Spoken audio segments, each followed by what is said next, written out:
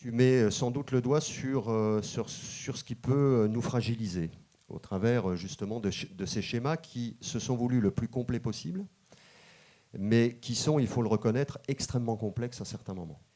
Mais nous avons effectivement, au travers de ces schémas, essayé de tout structurer et de tout imaginer. Je pense que les choses ne se passent pas forcément comme ça. Et donc, il faudra aussi savoir s'adapter et passer outre tout ce qui a été forcément défini dans le schéma si à certains moments des opportunités se présentent. Ça, c'est dans le cadre du dialogue que ça doit se passer et du bon sens. Les territoires urbains développent une espèce de pathologie, moi je dis ça comme ça, ou d'auto-discrimination qui consiste à dire qu'ils sont mal considérés dans les grands ensembles. Big is not beautiful pour les ruraux. Alors moi je suis née dans un bled, excusez-moi de le dire comme ça, une petite commune, et je leur dis, il n'y a absolument aucun souci, si ce n'est que peut-être chacun d'entre nous, nous ne participons pas assez à l'élaboration du projet ou à développer ou nourrir l'ambition, c'est-à-dire ce que nous désirons ardemment faire ensemble, parce que finalement, vous habitez peut-être dans une commune rurale, mais vous travaillez peut-être dans une entreprise qui est dans un secteur urbain. Et chemin faisant, en fait, nous sommes parvenus à cette transformation. Elle nous a permis de déconstruire l'orgue, qui n'était pas hybride, cette espèce d'instrument de musique avec des tuyaux, pour en fait vraiment faire communauté, vivre ensemble et vouloir vivre ensemble.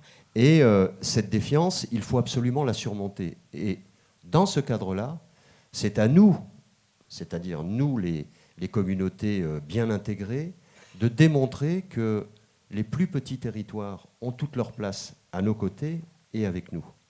Parce que l'avenir, il est là. C'est-à-dire on ne peut pas toujours tomber sur le débat urbain, rural, et qu'il faut éviter à tout prix justement cette fracture que tu évoquais, Robert.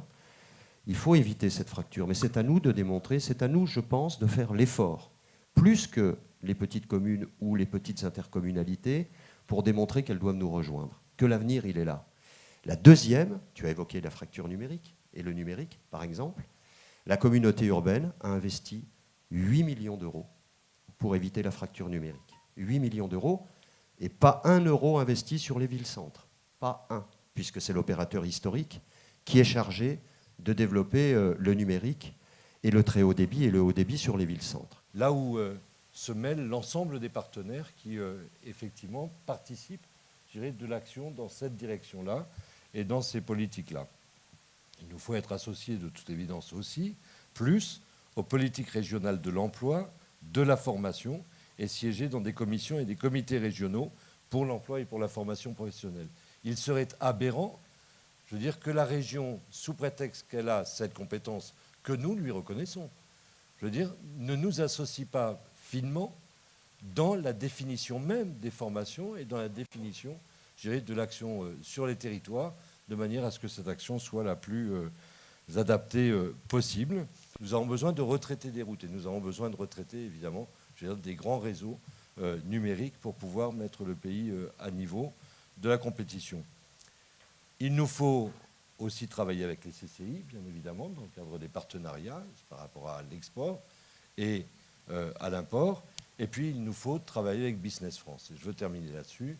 Je veux dire, il est impératif que nous puissions avoir une relation directe avec Business France, en lien avec les régions, non pas pour entrer dans une compétition de compétences, mais pour être dans, je dirais, la recherche d'une efficience, tout cela pouvant se faire de manière coordonnée,